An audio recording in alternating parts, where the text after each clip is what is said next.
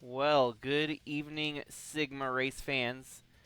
Tonight marks the first night of MusicFest Grand Prix festivities here tonight. And we will be starting with qualifying here tonight.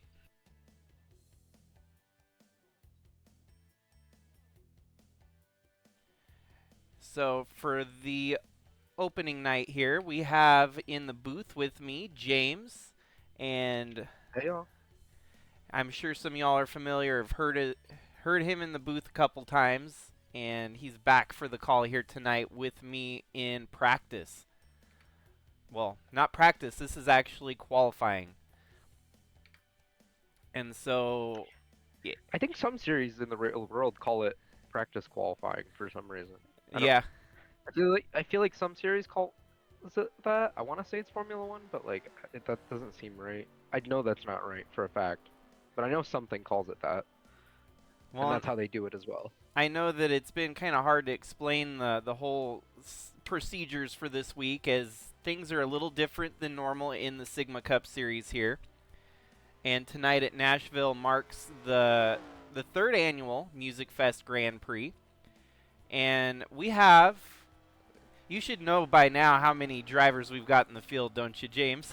It's I believe we have a record-setting exact 100, or do we have more than that? more than I know that. last I knew we had an exact of 100 cars Yeah, for we this event. we kind of opened up the floodgates a little bit more after that to 110. So, That's still good numbers. That you gotta figure that's like Friday night turnouts. right? Well, back in the day when NASCAR used to fill the field, you'd have you know, more than 80 cars sometimes trying to start the field. And that's kind of how we have to do it here is we have to whittle down 110 drivers down to 45. So far, quickest in qualifying here, you got the 6 of Roach. And so to kind of explain the process this week, tonight is qualifying. And so we will figure out of the unchartered drivers, the 77 unchartered drivers and their where they will be seated for the alphabet soup on Thursday. And so yeah, that's kind of how tonight's going out. We'll combine the two qualifying sessions here and figure out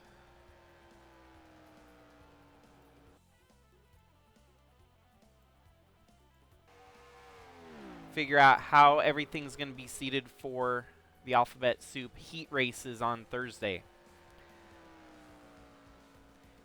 And so we had a little bit of a tweak to the lineups here. There's 39 cars in both of the open qualifiers here. So the full 39 and 39, some tweaks and modifications, some drivers we didn't realize were chartered and unchartered.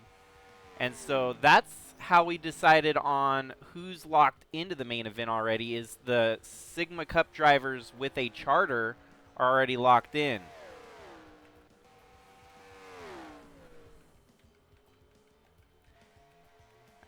You were saying how you were kind of unsure how the processes are going for this week, right, James? Yeah, yeah. I was a little like I saw the initial post that had been made about like having a soup and stuff, but I didn't quite catch on to how things were gonna work. Looks like we already have a little bit of early trouble for the 5 of Levine. Yeah, he rolls out of his pit box there, has mechanical failure, leaving pit road under qualifying time. That's going to set him back a little bit. You know, if you don't get a timed lap here in qualifying, you might end up in the very bottom of the alphabet soup for Thursday. So, not a good start to qualifying for the number 5 team. Looks Well, like, and given the look, looks like he's got about a half an hour left to try to diagnose and figure out and fix whatever the problem was and try to get a lap in there. Hopefully he can do it, but it might be a long week for or early week for Adam Levine.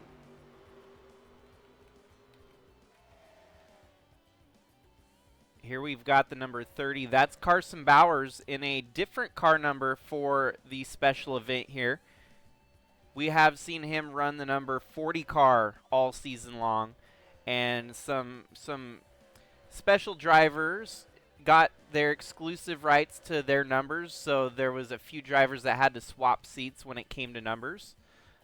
We have every number from 0, even the 00s, the 01, the 02, the 03, and on, all the way to 99 utilized, except for the retired number 32 in honor of Calvin Steele. And so that leaves us with 109 cars.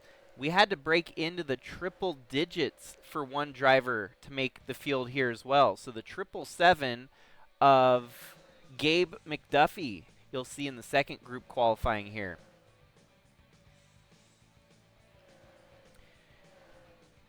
And you yourself, James, you got a little bit of blood in the mix here. You're affiliated with Cording Brothers Motorsports. What can you say about their season this year? It's been a pretty good season all year. I mean, Tasha just got her first win that she's been. Sorry. Oh, it is. Adam Levine already back. Cool. Looks like that was an easy fix for them. Sorry. Side note. Thought I should make a note of that there. But yeah, it already. We're off to a. We've had a good season so far. There's not much to complain about. I think everybody has gotten a win so far, except for maybe I think one, maybe two drivers. So, well, yeah, really good year. Yeah, everyone in Cup got that win this year. So you got Tom Cording, who broke through and won a couple. James Fireball Robert, who's been kind of the wild horse for Cording Brothers Motorsports, winning the Sigma All-Star event earlier in the year. And it was just a great season for KBM. Tasha finally breaking through, and Braden Varga still in the in the title hunt, rolling into this week. It's really interesting to see Braden Varga fighting for the championship still. So we're really hopeful for him. Well, so far, fastest here in qualifying is the 33 of Braden Hunt. And second fastest is Dalton Scott. Dalton Scott is 52 points out of the points lead for this championship battle. So for the number 15 team, this is kind of a huge deal. If he makes it all the way to the main event here this week, he can keep the points scenario in his favor, featuring the Katy Perry number 15 Jaguar there. That is Dalton Scott, one of your title contenders. Looks like we got another somebody else with another engine problem. Oh, that is the 44 of Michael LeBeau. He got in about 9 laps here under qualifying. And it looks like an engine failure. Pretty severe engine failure at that. Ooh, yeah. Just out of nowhere. During qualifying here, it's a live track. No cautions are going to be thrown, so track kind of cleans up itself here. Unfortunately, Michael LeBeau currently sits 13th fastest, and that Tenacious D car is going to have to go back behind the wall to get some repairs done, it looks like. And you got Dalton Scott back out there trying to set a fast lap. He's second quickest. And so what's interesting here is combining of the two sessions. When we combine the two sessions together, you will figure out who had the fastest laps. All the fast laps might come out of session number 1 here. You never know. Yeah, you really don't know because the track can change so much between the two sessions with how things work out. And that's we could also the other thing is we could also, oddly enough, see the track kind of, as we can kind of see it rubbering up a little bit as the run goes on here, which is kind of nice. This is a really nice track. Sorry, that kind of surprised me a little bit. You don't typically see that with a lot of the mods. Yeah, no, But you you can kind of tell where the rubber is slowly building up as the run goes on here. It's one of the things that you always find the charm in NASCAR Racing 2003. You find things that it still surprise you to this day, it seems like sometimes. Yeah. We'll go ahead and jump around, do some presentations of the paint schemes out there. This right here is the 47 of Matthew Hubert in the My Chemical Romance number 47. That is a scheme that was cooked up by none other than our in-house painter, Chaz Chadwick, who's racing in the main event this Friday as well in the number 18. Oh, looks like Michael got back out there. The Tenacious D Ford Mustang, still 13th Maybe quickest. it wasn't as bad as we thought. Maybe he just lost pressure or something. Yeah, sometimes you never know if an oil line pops off. All you gotta do is plug the oil line back in and voila, you're off and rolling. Right there, the 6 of Roach. He has been a regular in the Sigma Bridge to Cup, the Sigma Arca series and trucks. And right ahead of that, you got Cat Durham in the 06 Chapel Rowan Pink Pony Club Chevrolet.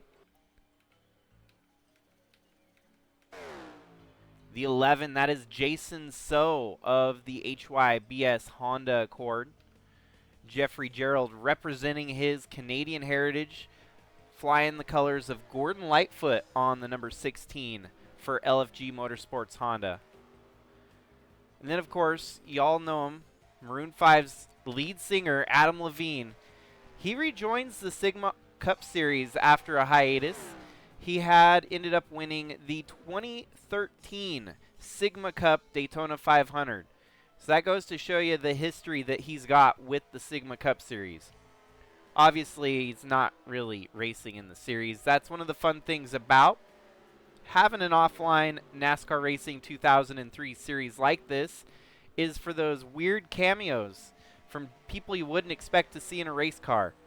And how fitting to have the number 5, Maroon 5 Chevrolet out there racing for the week. Currently 16th fastest. He's going to have to find some speed, or else he's going to have to come through the alphabet soup to make the main event. Then you got the 24 there of Kyler Sustre. The 8 of Trevor Vaden, who's 11th quickest right now. He's featuring Upchurch as his MusicFest paint scheme there. Kyler Sustre featuring Porter Robinson, an EDM-based musician who usually features anime-esque music videos to his music creations. So this one is one of my favorite creations, the Third Eye Blind number 36. The 36 itself is stylized like the Third Eye Blind logo. And I actually really like that. That's cool. Yeah, no, that was clever, and I don't know how I sat in front of my computer for a minute, and I was like, how can I make this work? And then it just kind of came to me like that. And so, yeah, no, that's going to be a fun one to watch this week. 4th quickest for Cassie Perkins, as she might be setting pretty without having to come through the alphabet soup. And then that error is the 14 of Kevin Xavier featuring the Radiohead paint scheme. He's 6th quickest so far, so we're seeing some fast drivers here in Group 1 for qualifying. The 1975 on Carson Bauer's number 30 Toyota. And that is number 4 of Borat Sagdiev featuring the Bloodhound Gang. Definitely a meme-esque paint scheme. And here we have Jun Sanu in the Crush 40 Toyota Supra. It's really neat to have the music composer behind Sonic the Hedgehog in the field here tonight as well. Just like Adam Levine, one of those cameo appearances that kind of cross the borderline of reality and fantasy. We'll see how the Crush 40 number 40 fares this week. Not so good so far. 23rd fastest. That's going to put him deep in the alphabet soup. And here we have Sebastian Galloway Jr., number 25, Rage Against the Machine motor. I actually really like that one. It's really nice It's gotta seeing be one of my favorites there. the variation of colors, isn't it, James? Yeah, sometimes they work really well together, and then sometimes it just, I don't know. Certain colors really are different. I love the way colors just work. I know that sounds like a weird sentence to say, but Hey, that's, kind of why I like doing the painting and stuff. You never know what you might, cook up, and sometimes it makes it look that much prettier out there on track. And this week's going to be a little bit harder because we're so used to the, standard paint schemes for Sigma Cup. And no one is going to be in a, memorable or identical ride that they've ran all year. So it's gonna take a minute all week to try and catch up. The nice part is the alphabet soup will give us a lot of time with these race cars, which is something that I failed to do the last couple years. We put so much work into these paint schemes that it's a shame that we run one race and they're all gone. And so, right. yeah, no, that's exactly what I was kind of planning on here, is to try and make it so that we get to see more of these beautiful paint schemes this week. There we have the number 0 of Vivian Valentine featuring the Meshuggah. Number 0, Dodge Challenger. And that is another kind of a topic point rolling into next year, is Dodge Challengers are going to switch over to Dodge Chargers for next year.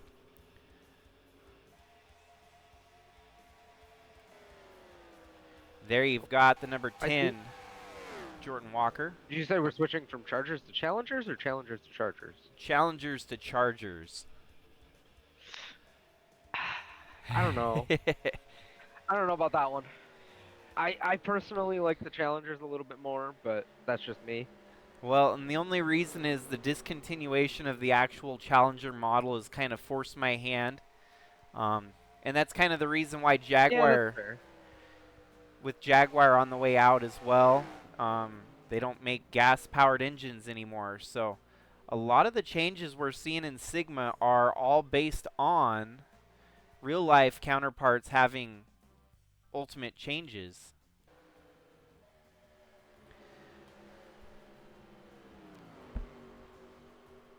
Yeah, look at, I really like that Marty Robbins car. That kind of crosses a few different, check marks. It's a throwback, it's a MusicFest scheme, and it's actually a tribute to the guy that used to race that very car as well. Marty Robbins was a race car driver and a country musician.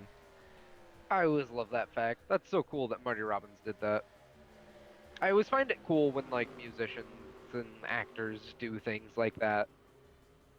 Randy Newman was definitely another one too, I think, or one of the Newman. It was Randy Newman, I think. It was a race car driver and a movie actor. Oh, we've got a little bit of, wow, they're getting wrecky here in qualifying. Yeah, they're getting aggressive here in qualifying. So that is the 27 of Adam Starr, giving it to Jack Ross, one of the most aggressive drivers in Sigma racing. Getting put in the wall there. You're not wrong there. I mean, let's be fair. Let's be a little fair here. You're not wrong about Jack Ross there. Well, there was one race where he ran around after getting black flagged and continued to wreck people, including the race leader of that race. It was... I remember that. It was not pretty. I mean... No. And it forced him to get banned for a race, too, after the shenanigans that he pulled at the road course in Australia for that. It was in a truck, so that kind of puts it into perspective, too. Well, so far, Dalton Scott still second quickest, and top of the board, still the 33 of Braden Hunt. There's so many Bradens, I had the wrong Braden on the tongue. There's another new kind of car that we haven't seen, the '05 there. That's Cannon Gage in the Uno Miles Chevrolet. Currently 15th fastest. This is really kind of the proving grounds, James, that these drivers are not very familiar with the Cup car, and yet they're hopping into something unknown here, fighting Yeah, for. yeah, it's really cool to see all the drivers from the different series we have here under the Sigma umbrella try to convene in one event to try to make the show. It's it's a really cool thing to see everybody kind of rally around it and try to see what happens. And it is the 15th year anniversary. It's technically 16 years, but we're celebrating the 15th anniversary this year. And I felt like there's no better way to kick off a celebration of our 15th anniversary than to have one of the biggest races on the server with the biggest field. We had it last year. We had kind of knocked it out of the park at 77 drivers in the main event. Well, racing through the heats and whatnot to get to the main event. Well, we had to one up ourselves and go 110 this year. And it took about 8 months to get all these schemes crafted. A lot of drivers that kind of left, came back, whatever might have been. There was a lot of situations where people left, though, that forced us to kind of change up this roster. And it's the best roster that we've ever seen here in Sigma Racing, period. And you know all too well the ladder trajectory. Your drivers had started at the bottom and found their way to the top. What do you think about the drivers that are newcomers here, and what this opportunity means for them? I think it's a huge opportunity to kind of get active in it because it's a great opportunity to get active with the community and it's a great jumping in point of being able to talk to everybody and kind of get to know who's who and what and whatnot and it's so for the ladder in terms of the ladder system it's also really nice to like have a chance to show what your driver can do in the top equipment like because it sometimes can lead to opportunities especially when you get talking to everybody because you never know just because doesn't just because some people don't talk doesn't mean that they're not watching or being active in other ways upon in the server. So I feel like the Music Fest is a really good event to just kind of bring everybody together. No, well put. Well put. We are, yeah, it's going to be a great week of racing. I've been excited all year. This has been a lot of hard work, and I appreciate all the community, everyone that helped put this thing together. And I am trying my level damnedest to be the promoter of this show, and I want to see a big turnout on Friday. We will have the World Series to work against, but yeah, the Mariners are out now, so I'm not going to be as invested in it as I would have been on a Friday with the first game of the World Series. And partially another reason this race is run this late at the end of the year is my goal was to try and create an event that would work with the actual race schedule. You look at your local short tracks right now, most of them have kind of cleaned up their season. They've crowned their champions. It's the end of the season, looking into the holidays and the off season here, and that's where the Music Fest Grand Prix kind of shines. Is we get the ability to put on a race when all the racing kind of shuts down. And how fitting that we're just a week, about a week now before Halloween, and these cars are all dressed up like they're racing on Halloween. So pretty neat. Yeah, we're all dressed up as our favorite musicians. I do like this, Basically Halloween. right? I do like some of the stories with some of these paint schemes. I mean, you're looking right there at the number 2. That is a tribute scheme to Dale Earnhardt Sr. that never saw the light of day. Brooks and Dunn, Goodrich, Mr. The Intimidator had the car, but they never ran it, which apparently it actually was produced as a die cast, and that was in very rare supply. So there you go. We've got one of the few unrun paint schemes running here tonight with the number 2 of Billy Lovejoy. We do have one of my favorites I'll highlight during our second group because they're going to be in the second group. I'll get back to that one.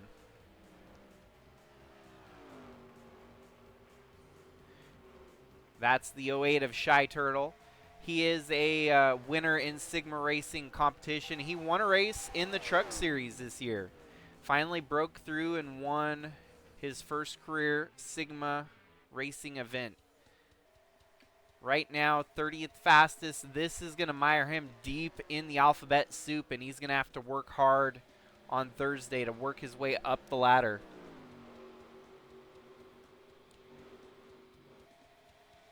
Right there, the 41 of Cooper Dwight. He is in the mix this year to keep the charter in his name, and it's, you know, he's been a uncharted. Obviously, he's unchartered racing here in the qualifying session. So as an unchartered driver, he's actually been able to build himself up the ladder and maintain a charter for next year, which is pretty impressive.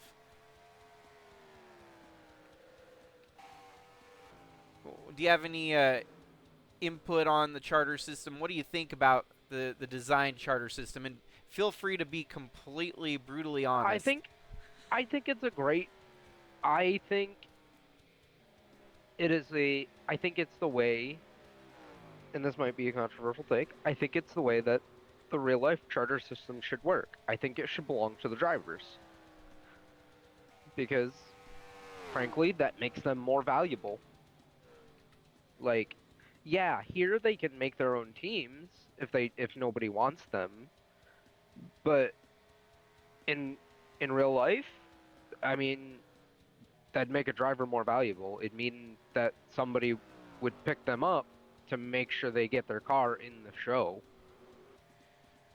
Well, and do you like the idea that it swaps hands at the end of the year based on the results from last season? Yes, because it allows a chance for like one-off drivers to come, like, for kind of example, like Tasha, who at the start of the season came in really strong and has had some really good performances. Like, it leaves room for those people who don't have a pipeline to a good car, a chance to have a pipeline to a good car. Like, I know that sounds redundant, but I feel like that makes sense. No, it does. It does. And one of the other things I kind of like is it gives us another, topic, another storyline during the season. When you're looking at a driver like the 28 here of Jimmy Logano, who is on the outside of that charter at the moment, but with a good finish this week and the last 2 races of the season, he could be a charter driver next year. As of right now, he's 6th fastest in Group 1, and let's say the second group consistent with the first group, that could be about a top 10, top 15. He would be in the first duel if the second group is not insanely faster than this first group, that is. Oh, Braden Hunt got bumped off the top of the board. Who knocked Braden Hunt off? Whoa, the misguided missile, Michael LeBeau. We saw him with a blown engine during this session here. The tenacious Whatever they adjusted. Oh, whatever they adjusted after the, whatever happened and whatever they adjusted, I think it worked. I think it worked. Well, and he's gained the nickname Misguided Missile for a reason. He is the #1 driver with pole positions in Sigma Cup history, with a like an astoundingly large number, like 40. And the second driver in line is like half that, with around 20. So, Michael LeBeau, the misguided missile, you do not want to mess with him. He could set it on the pole, or he could wreck trying. He was almost a full 10th faster than Braden Hunt at a 28.69 to a 28.72. And he nailed that with about 5 minutes left in the session. So there's still a little bit of time. We can't crown him the fastest in this session quite yet. I'm going to go ahead and skim through the bottom of the field here and figure out what surprises, what shocks I see. Unfortunately, Cat Durham slowest. Then you got Nelson Chacon, 38th fastest. Jack Ross, who has not been able to get rolling here tonight, got put in the wall, and he's still slow, 37th fastest. Justin Day2, Jeffrey Gerald, Ant Meeperson, Adam Starr, Jordan Walker, and, wow, Carson Bowers, who is a race winner on the Cup season this year. He is 31st fast in the number 30 car. Not a great start to the week of MusicFest for a rookie contender here. 30th fastest, you've got the 08, that is Shy Turtle. And then the 35, that's Dave Steele Jr. 47, Matthew Hubert. The 41, Cooper Dwight. I was gonna say, with the 3.5 minutes left here, why don't we take it from the top and give everybody an update on how things are looking at the end here? Well, we still got Michael LeBeau, Braden Hunt, Dalton Scott. Jonah Burridge, a big surprise there. He was runner-up in the ARCA Championship this year. Looking solid in the number 04 AC/DC Thunderstruck ride. The 01, that would be... Done pretty good to remember all the names so far. That's Chase Kovacic, 5th fastest. That's nice. The 28 of Jimmy Logano is 6th fastest. 37, that would be Guido Piano, your inaugural truck champion in 2022. We'll keep that up there, the running order. Yeah, we're down to about 2 minutes and 50 seconds here in the session. Looks like that car, looks like the 10's slow up on the top there a little bit. Wow, he was 2 seconds off the pace there. It seems like he's struggling a little bit. 57 laps completed for the 10 of Jordan Walker.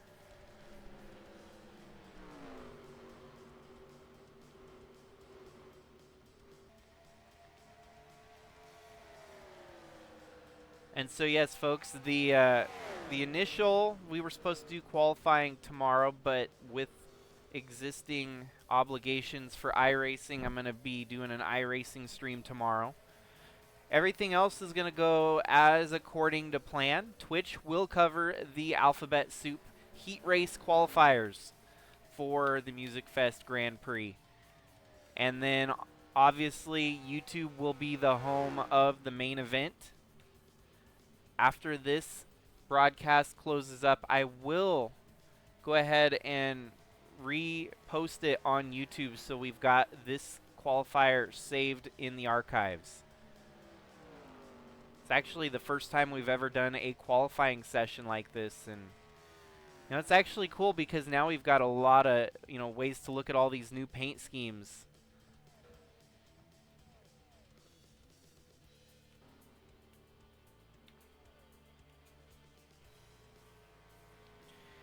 Vivian Valentine, she's still trying to get it up there, up the order, and what band is that? Meshuggah. I think it's a heavy metal. I don't know if it's. I like that. That's cool. She actually painted the ride herself, so kudos to Vivian for painting up the number 0, her own ride there. top tier work. That thing looks awesome. I like that.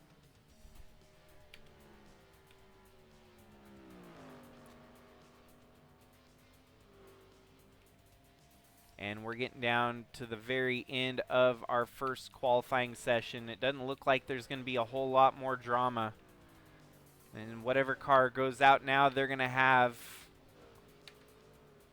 no time left on the clock to actually finish a lap. So all we've got are the drivers on track right now, finishing their laps. And stay tuned with us, folks, after the second group qualifying. We will get everything combined. I'll utilize some tools to my disposal and get things crafted and calculated here tonight before the end of the broadcast. Looks like they're going to let everyone that was on a hot lap finish that lap. Man, I can't believe whatever they changed on that 44. That thing was a rocket ship. Well, the Tenacious D is on the I feel like we were both about to. We were both trying to do the same thing. Yeah. Yep. Provisional pole setter at the moment. Yeah. What a pick. And Dalton doing what he must. We'll see how that second group does, if it's going to be.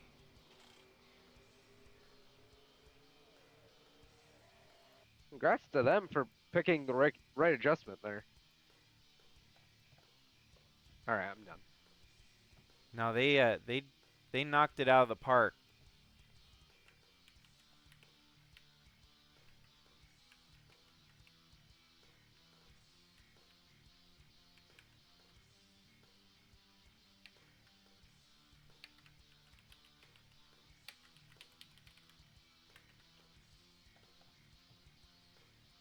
So, yeah, Michael LeBeau, Braden Hunt, Dalton Scott, Jonah Burge, and Chase Kovacic, your top 5.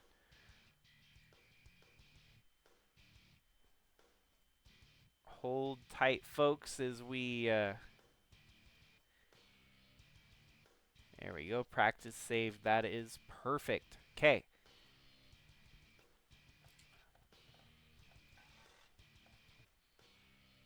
Gotta be sure. Sometimes it doesn't actually do things that it says it does. Yeah, and I wanted to make sure before I hit the reset button on the session here.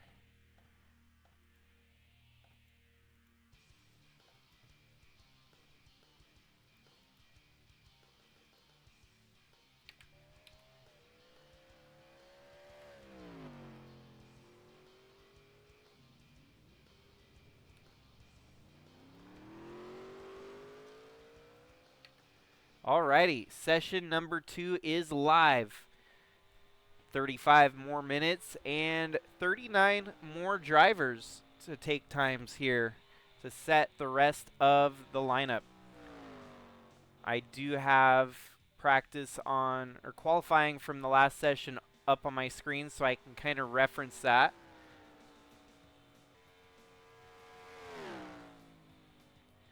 And right now you're looking at the 69. That is Papa Walker, Mark Walker, the father to Trevor Walker and Jordan Walker in the series, piloting the Johnny Cash Man in Black, number 69 Toyota Supra. And then you've got the 72, that is Alan Chavot. He has been a regular in the Bridge to Cup series. He's been in the Truck series. And here he is making his first attempt in the Cup series. So here's that storyline I wanted to kind of clue in later on in this next session. That is the 75, and this is a part of a family affair with you got Cooper Landry, Reese Landry, and Ryan White. Right now you're looking at the 75. That is Reese Landry. And they are running a paint scheme tributing their uncle's band. Or at least Ryan White's uncle. I would assume the cousins Reese and Cooper are also related to that uncle in some form or another. Don't know the full extent of that. All I know is it's featuring a band, Canadian-based band, that's in the family with them. And so you got the Huh. 75, the Neat others, story. you got the 60 right there. I know, that was one of my favorite things when I had them, it was request have a paint scheme done up with their uncle's band, and that was too cool. I was like, yeah, I'll definitely take on that challenge and hopefully, do them proud with the paint scheme I cooked up. And so that right there is Cooper Landry and Ryan White, who is your defending ARCA champion, who won the championship this year in ARCA. I have to cycle through the field here to find him. He's driving the number 70, the Stanfield's number 70. He must not be out yet because we've just about cycled through. There's a I runner-up. will say, I was gonna say, real quick, people took off really fast for this one. They wasted no time getting on track with this one. No, they did not.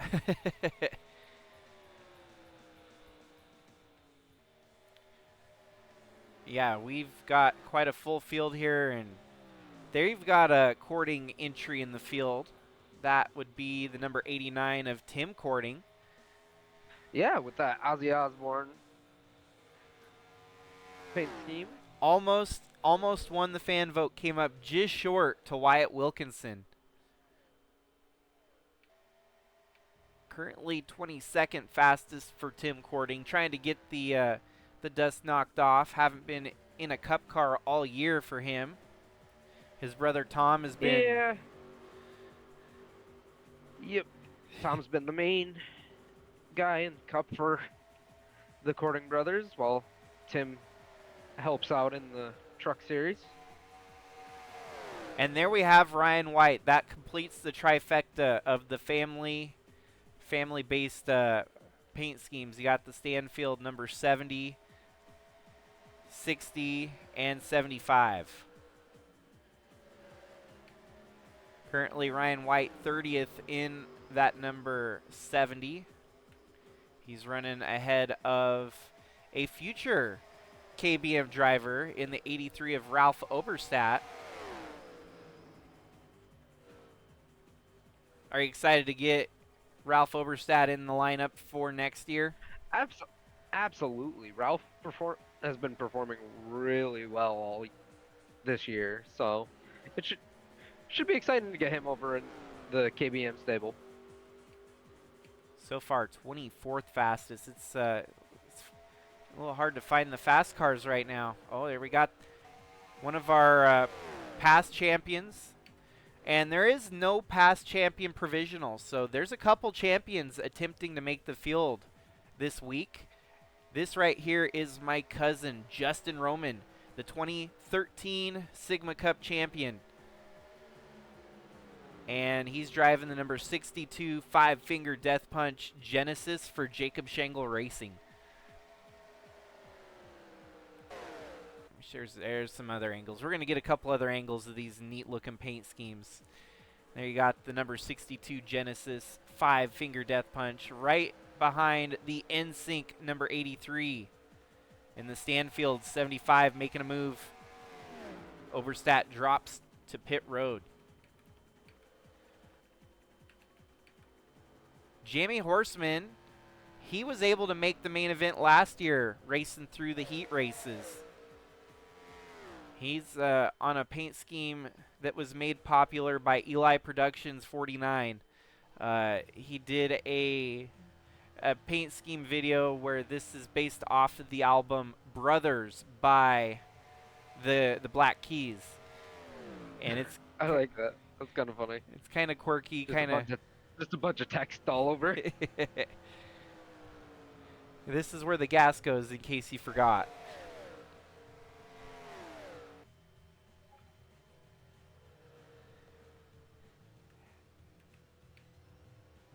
That is David Bowie on Alan Chavot's Ford Mustang. Aaron Rapp, a past champion, 2020, during that COVID strange season that we had. Aaron Rapp was the champion that year. He had a very short tenure in Sigma Cup, only ran about 3 or 4 years, but here he is trying to make the field as a past champion. He's 39th fastest, not that of, not champion caliber speed at the moment. Santi Messi in the number 55, Prince Royce Chevrolet, another KBM prospect, and third fastest so far. It seems like maybe he's carrying some of that KBM speed with him here. I mean, you got to figure that the other Chevy prospects probably for KBM came before Tim's ride started getting put together there. Right. So it's not it's a little bit not unexpected to see Tim trying to knock the rust off and being behind a little bit. Car might not be set up completely the same as the other two trying to make the field here. Well, the track changed pretty drastically here as your first fastest car in Group 2 is actually slotted 38th fastest from the first group. So we're looking at the slow group right now, which is not, by any means a jab at these drivers. This is a tough field, a stout field. And the fact of it all is that the track is not quite come alive yet. They're still trying to find the speed. You got the 53, that is Howard Schuler, who's fastest right now. And yeah, that 29.2 is best for actually 39th fastest. So of the entire group, they are slower than the entire group from the first group. There's still 20-some minutes left. I mean, there's a lot that this qualifying session could change. I'm not sure that 28 seconds is in the mix here. Not a 28.6 like we saw in the first one. Well, and you gotta wonder how much the track has been run down too. That's just wild. I didn't expect it to be this much slower. It's kind of unusual. You would think that back when I ran my series, I did something similar to this, and it always shocked me how different the track can be between the two. Here's a guy that you want to look out for during the races. Snake Plissken, who had set the ARCA World on fire at the end of 2025 here. He did so well that it had earned him a top, a seat in the Bridge to Cup season for 2026. He fast-tracked his way out of ARCA without having to fight for a championship even. And so that number 48, southbound, is it eastbound and down? Jerry Reed, Yes, sir. Yeah, Pontiac Firebird, like from the movie. That one's going to be fun to watch. He's 24th fastest, and as that would sit him probably about the D main, the D qualifier race at the moment, which is going to be a long road ahead. Here we got Gabe McDuffie in the first ever triple-digit number in Sigma Cup history. We've never ran this many numbers, so it looks like a 77, but it is classified as 777. The Luke Combs Ford Mustang right in line behind Tim Cording in the 89 Ozzy Osbourne ride. I feel like they're going to have to come down pit road, get some fresh tires, and the second half of this session might be a lot quicker. Finley Herwig, his fast time was a 29.420. If they start getting into the 28 seconds, that's when we're going to start seeing them move up the ladder from the first group.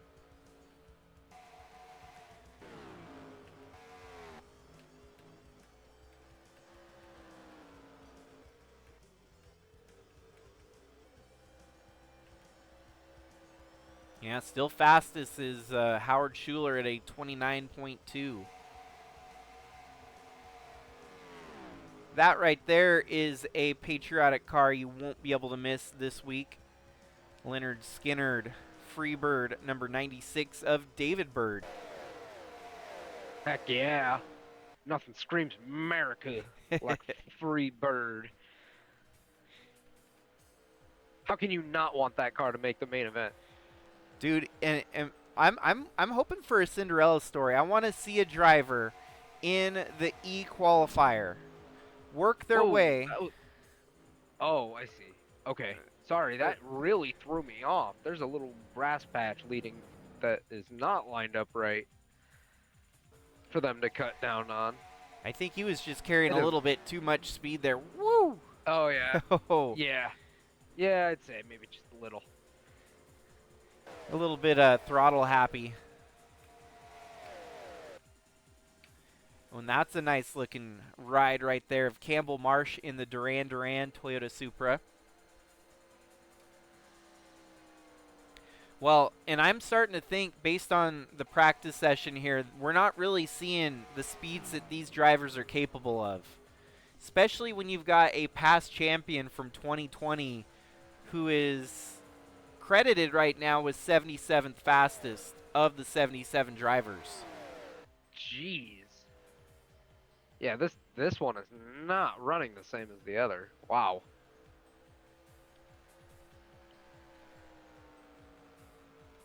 And at this point, if this one doesn't pick up any, you're looking at your D and E qualifiers, probably even the C qualifier drivers all in the mix here. How much time do we have left in this session here? We still have another 20 minutes, so fingers crossed things start to pick up here a little bit. They got TG Castlenut, an ARCA regular this year, hopping in the number 73 Jaguar, painted by himself. The Killers from Las Vegas, Nevada, is his MusicFest paint scheme.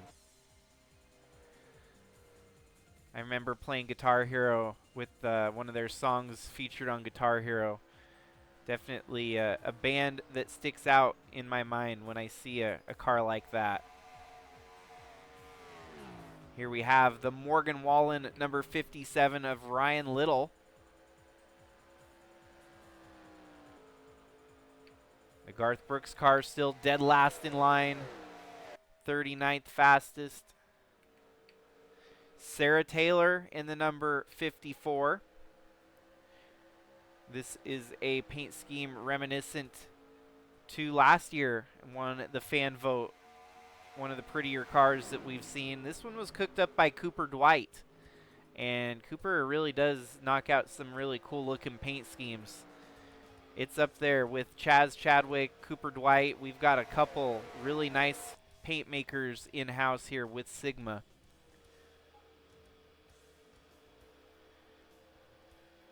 And yeah, this has been interesting, giving us a chance to actually slow down, smell the roses, and check out the race cars.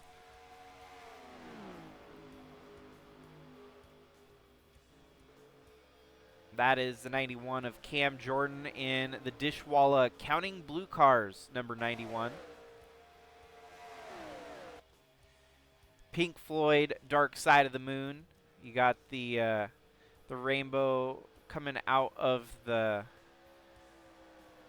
what do they call that? The prism, right? Yeah. The prism, yeah. Definitely liking the way that car looks here. So far, 17th fastest in Group 2, not looking very fast as of right now. Then you've got Eli. That group is not looking good. Man, yeah, it's like luck of the draw. If you had the first group, you were in the fast group. Second group is going to be They are going to be busy this week.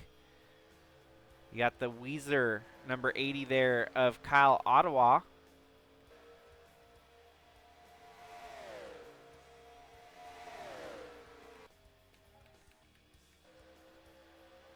Nathan Mann in the Manfred Man, number 65.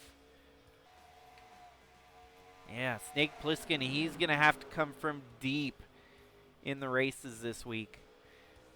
The nice thing about Nashville is it is a very racy track, so we should see some great action. It's going to be some very edgier seat moments, I imagine, with some drivers wanting to make the most of this opportunity, and it's going to be tough. We're going to have some fast cars trapped in the back trying to get their way to the front to win it all. Right there, that is Daniel Paulus in the Weird Al Yankovic, number 99.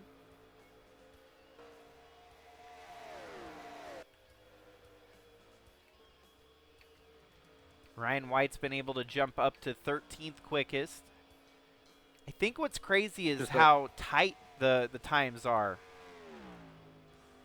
Yeah, the times really aren't that far off between each other here, but I mean, how far is first to like last in that first session there? 29.2 to a 29.6, so they're only about half a second off. Yeah, they're really not that. Wow, you say half a second off? Yeah. Wow. Yeah. And I find it hard to believe every one of these has missed the setup, you know? Right. Yeah, they may have it set up as a race setup rather than qualifying here too, which is a game plan. It's not one that I would willingly approach for a week like this, though. Yeah, it seems like a very odd approach to let's just get ready for the race. Because you can eliminate so much headache by getting out of the alphabet soup early.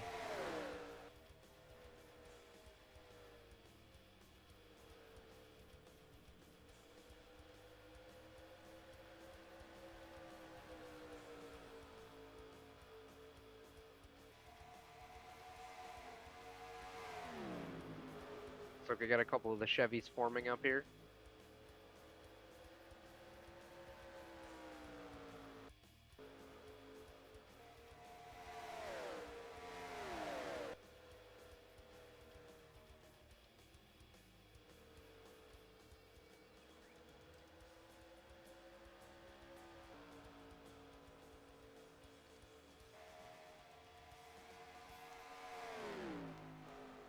Ooh, new fast time as that's the 55 of Santi Messi jumping to the top.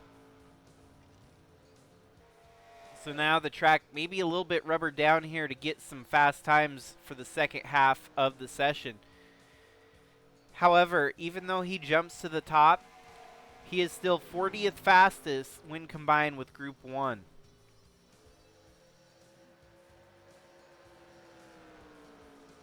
Which, the way it's going to work out, we will set the A qualifier, the B qualifier, and the C qualifier is going to include half of the first group's speeds, basically, at this point. And so what we'd be looking at, he would be mid-pack in the C qualifier tomorrow, being fastest in Group 2 here.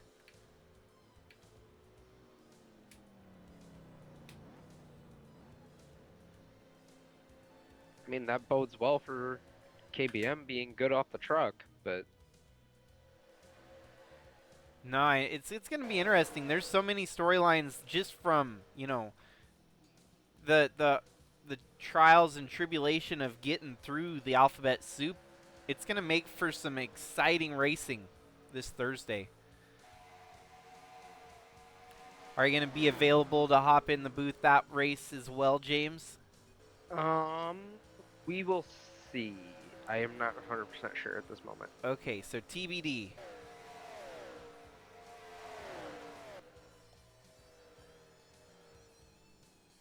That right there is Astro Atlas in the number 76. She has joined the series pretty recently, an ARCA regular this year. And with the Femtonal number 76 Chevrolet, she's looking to try and put on a show this week. Sir, right now she's sitting sixth fastest, so she would be part of that C qualifier, the way it still sits. If you're looking at the server, that chart I put up kind of shows you where everyone wants to be.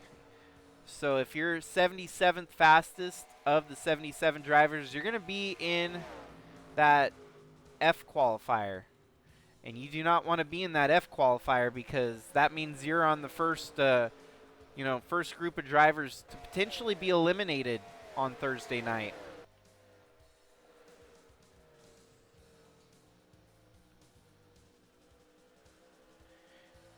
And it was 77, but we have one extra, so it's actually 78. That doesn't change much of anything. It's still going to be 7 drivers qualifying from the F qualifier.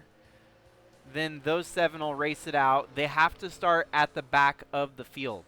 And so the way I will run it, I will set up qualifying, and then I will reset it and move all of those drivers based on their finishing position from the previous qualifier.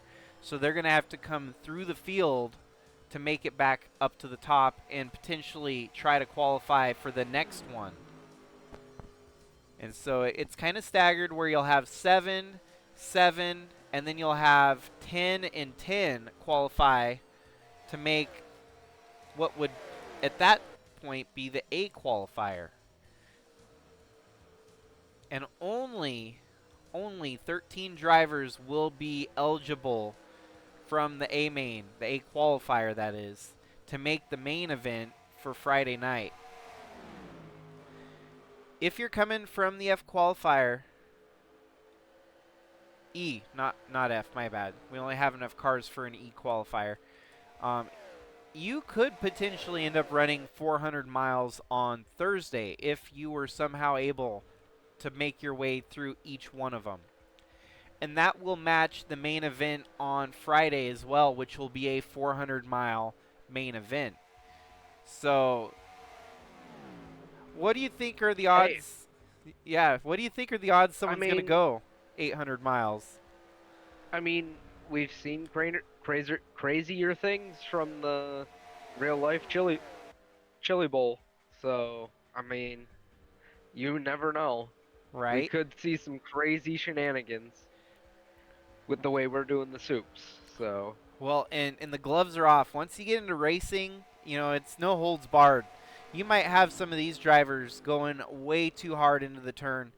I think we're going to see more wrecks than we've seen all year in Sigma Racing Cup Series for these the Alphabet Soup. What do you think? I think so. I got a feeling these guys are going to be racing hard for each spot.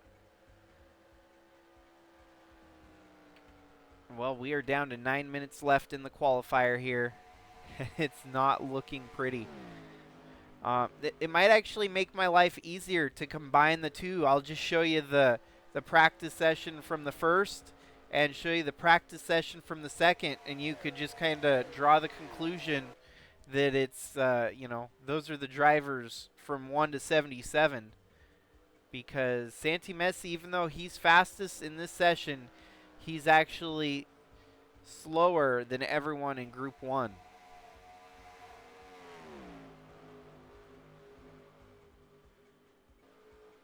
Wild and crazy. And here's the thing.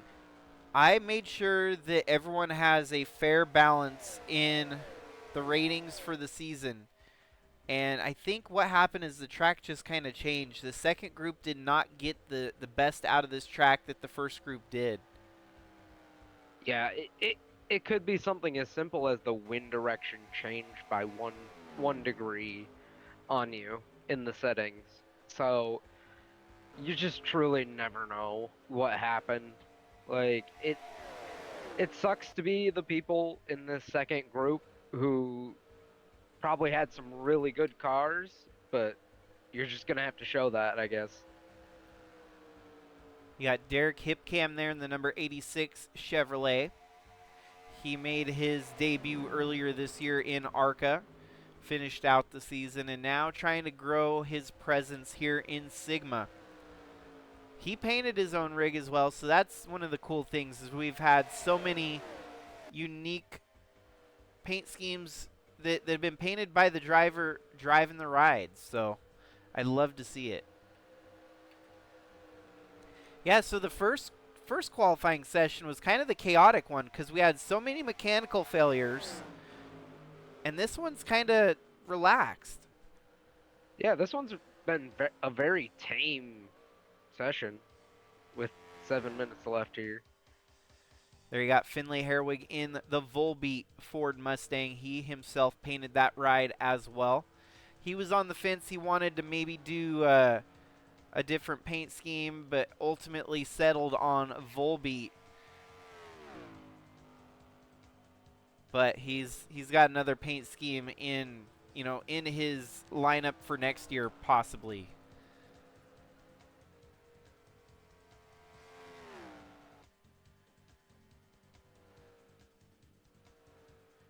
And that would have been a Sabaton car that he was thinking about debating on. So a few different rock bands there. Volbeat, a very more recent rock band, one of the more favorite rock bands that I've heard in recent years.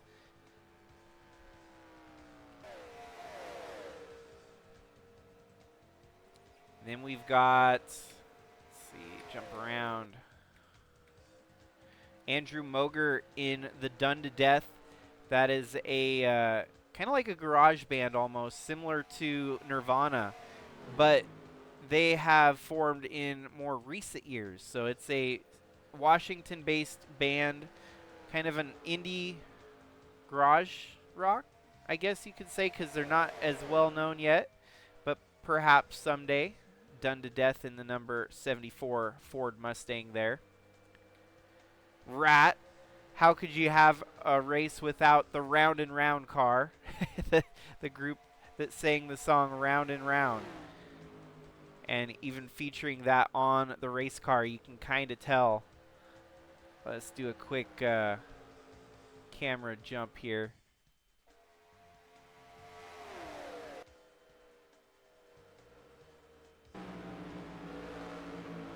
There we go. Oh wow, this is actually something we could do for all the cars. As you can see, that one there is Todd Rat in the Rat car. Cooper Landry with the Stanfields. Kaylee Sheets in the Avenged Sevenfold, number 66. Ryan White on pit road. Stephen Miller with Frankie Valli and the Four Seasons. I like that. That's cool. Santi Messi with Prince Royce. Jean-Michel Jarre for Alex Sanvital. Alien Pop, Sarah Taylor. Luke Holmes with Gabe McDuffie. Howard Schuler with Hank Williams Sr. They're getting a little bit rambunctious there.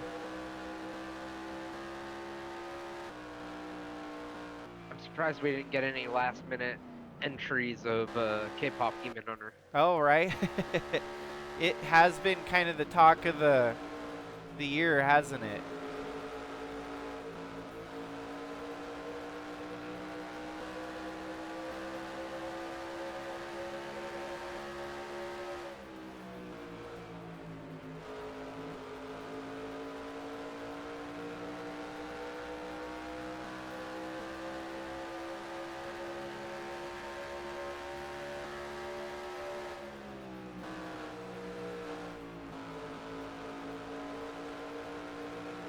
Ozzy Osbourne.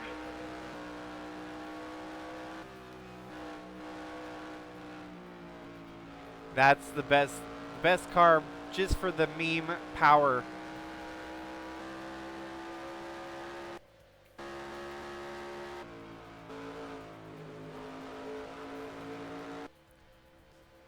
And we do have an even stronger meme car for the main event in the Wiggles.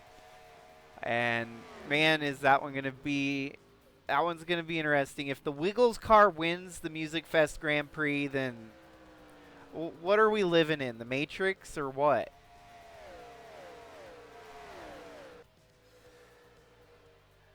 Honestly, though, they're trying to join some rare air of the drivers that have won the first two races of the MusicFest Grand Prix. Our first ever season that we ran it was 2023, and it was Louis Trost in the Elvis Miller Lite, kind of paying homage to Rusty Wallace's Elvis scheme. He ended up winning the first race, and we ran on the airstrip in Cleveland. Jump ahead 1 year, we went international. We went to Australia at a road course there in the land down under. In a season where Al Bunch totally dominated, winning everything that season, he did win the MusicFest Grand Prix as well. So your defending race winner of this event is none other than your defending champion, Al Bunch, which we'll see we'll see Friday, not Thursday. Yeah, and we're looking at, the third stringers right now, dude. It's like crazy. Which is crazy to say, because some of these people are not third stringers. These are the quarterback. These are like Tom Brady's of our series. Some of them. Yeah. Yeah, and they're they're kind of put in, the scenario where you don't want to be. You're fighting off your back. You have to try and do the extra. You have to throw that Hail Mary and hope for it to stick.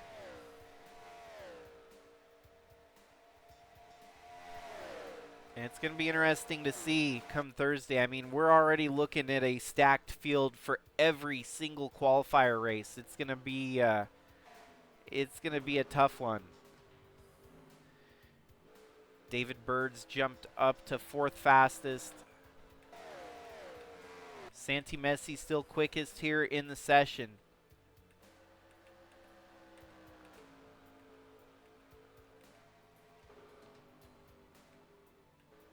It's crazy that this is the back half of the field. And they were not able to pick it up at all for the rest of the session. This will be 40th on back for your qualifiers. The second set just did not have the pace. Whoa, whoa, whoa. That could have been nasty. Ooh, way overshot it. See, I think someone almost had to get out the backup cars. Yeah. That's what's going to be wild about the races this week is how unpredictable Nashville can be. Of all the races we've ran here this year in ARCA, Trucks, Bridge to Cup, we've had a lot of mechanical failures. That has been the name of the game at this racetrack. So when you mix in 45 cars for the main event on Friday, man, good luck to everyone involved trying to hunt down the win here.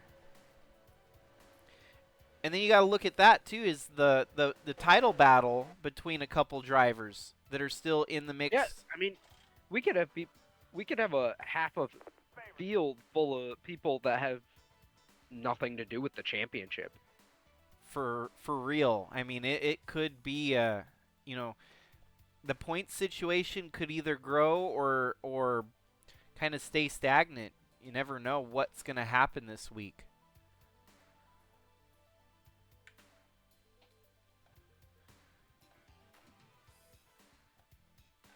Alrighty, and so that concludes qualifying, but it does not conclude coverage quite yet, as I will go ahead and bring up a side-by-side preview of our qualifying sessions here tonight.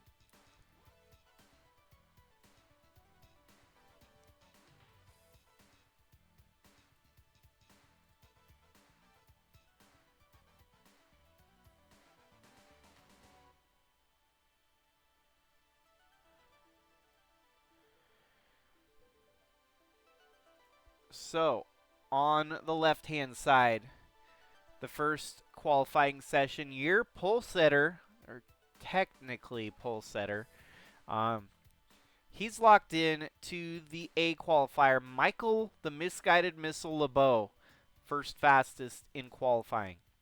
Then you have the unknown in Braden Hunt, who's never made a full-time cup start yet. He's going to be rolling out second for that A qualifier at the end of the alphabet soup. Dalton Scott still in the mix for the title. He's going to need everything to go his way. He's going to want to avoid any mistakes in the qualifier race to make the main event. Jonah Burridge, runner-up in the ARCA Championship. He's fourth fastest here, followed by Chase Kovacic, Jimmy Logano, Spinham Walker, Billy Lovejoy, Cassie Perkins, and Jason So. Then you've got Cooper Dwight, Kevin Xavier, Osiel Escobar, Maggie Reams, Kyler Sestre. That marks everyone that's locked in to the A qualifier. So now we're going to look at your B qualifier, fronted by the number 0 of Vivian Valentine. All she's going to have to do is finish top 10 in the B qualifier to make the A qualifier. Then you've got Trevor Vaden, Sebastian Galloway Jr., Cannon Gage, Jamie McMurphy, Adam Levine, even with some mechanical failures, was still able to put it mid-pack there in 21st. Luis Rodriguez, oops, I got to scroll down here for you folks. And then you've got Luis Rodriguez, 22nd fastest, Bailey Parker, 23rd, Craig Popkris, Roach, Borat Sagdiev, Jun Sanu, Matthew Hubert, Dave Steele Jr., and Shy Turtle round out your drivers locked in to the B qualifier. So now we'll go to the C qualifier. You'll have drivers such as Carson Bowers, Jordan Walker, Adam Starr, Ant Me Person, Jeffrey Gerald, Justin Day 2, Jack Ross, Nelson Chacon, and Kat Durham.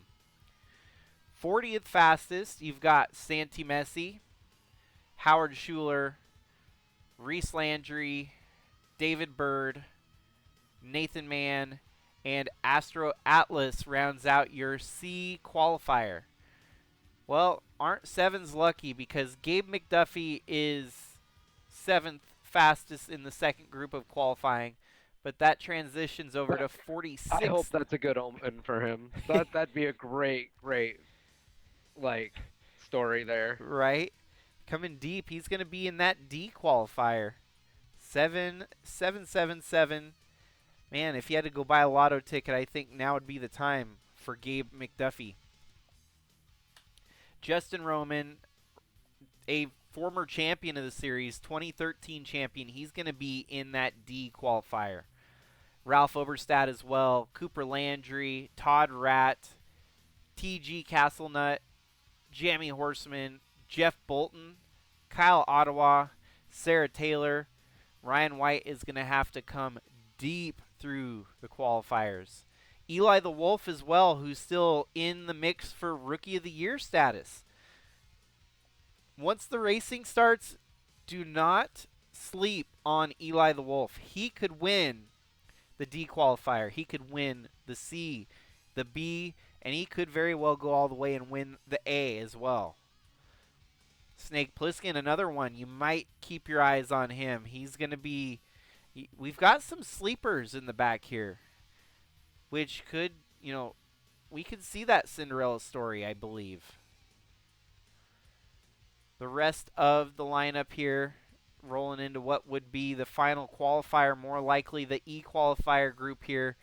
Gannon Bird, Finley Herwig, Campbell Marsh, Kaylee Sheets, Alan Chavot, Ryan Little, Krista Cower. Wow, Tim Cording. What might you think on that one, James? Like I said, Tim's entry was really late in the game. Like, you had a lot of entries coming out of the KBM stable before we got to Tim even prepping the ride. So, I mean, I feel like it's probably just a case of missed it off the trailer. and he'll probably rebound the rest of the week here. Yeah, it's gonna be fun to see these drivers. There is some talent stacked deep in the field here. Chasey plays Cam Jordan, Mark Walker, Bentley Dean, Derek Hipcam, John Breaker, Daniel Paulus Jr., Joseph Hayes, Alex Sanvital, Stephen Miller, Andrew Moger, and Aaron Rapp rounding out the 78 car field of drivers yet to make the main event. Well, with Yeah, that, I wish I'd thought of it sooner. It'd be cool to round out tonight with just qualifying the charters to add on, right, so then you just have to add on the others later. I I see what you're just thought saying. Yeah, I just thought of that. That'd be a great way to end the night. because honestly, you would have the ability to uh, You're already setting the lineup anyways by putting the rest of them in the back. yeah, So the replay editor. yeah, you're already setting it anyways. So I mean, Well, do you have anything else going? Do you want to roll into? I we can do that real fast if we want to cap off. And Yeah, I believe they call this in when during the Chili Bowl and Tulsa Shootout a nightcap here. yeah, yeah. What do we? Heck yeah. Let's give the folks a nightcap with our 35 charter entries making their qualifying run to set the main events field.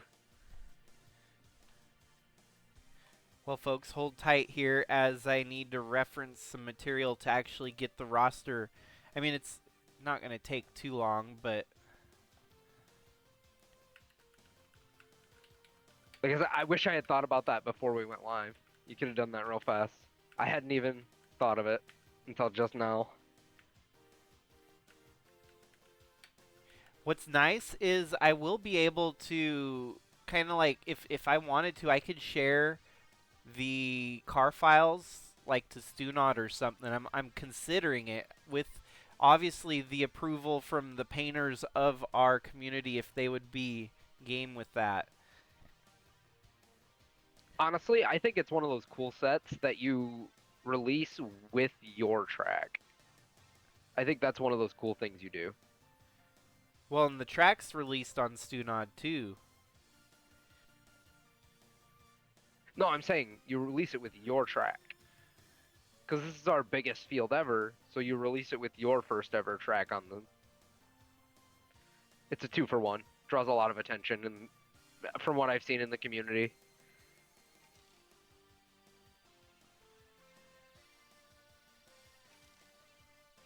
Yeah, no, I'm considering some ideas in my brain. I also want to get back into track making and make that next track that I could possibly brainstorm on. But it's very time consuming getting into the track building side of things. I really liked the way the one track that I made turned out, and I'm glad the AI work mildly. I mean, it's not like perfect. You have to use better cautions for it to actually work. But yeah, no, it's very very cool when you can make something that other people can enjoy. Yeah.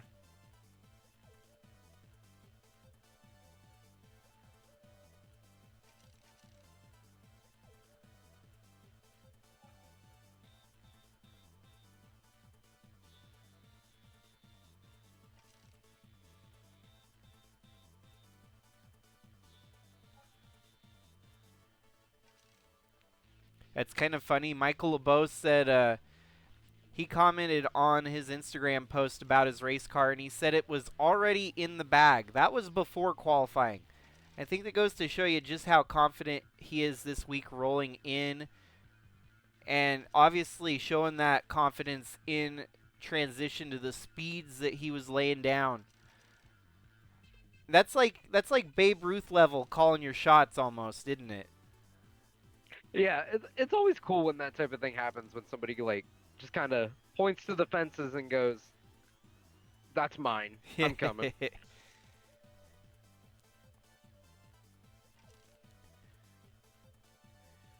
Yeah, this is definitely impromptu. The whole, I mean, running this on Tuesday was impromptu too. So we'll give y'all one final run here for tonight. Plus, we'll get to see all the paint schemes, not just the unchartered paint schemes. These will be the top dogs. This will be for the top 32. They get to qualify for the front position here in this session. This is separate from the other groups. There's no combination for them. I think you said it. Yeah. Here we go. Here we go. Time for a Sigma nightcap, I guess.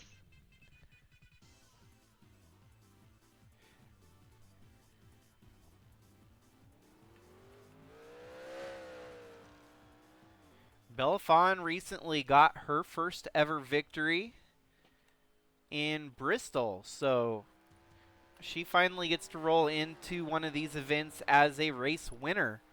Only one win to her name so far, but she's got that Guns N' Roses number 42 Chevrolet rolling here early in qualifying.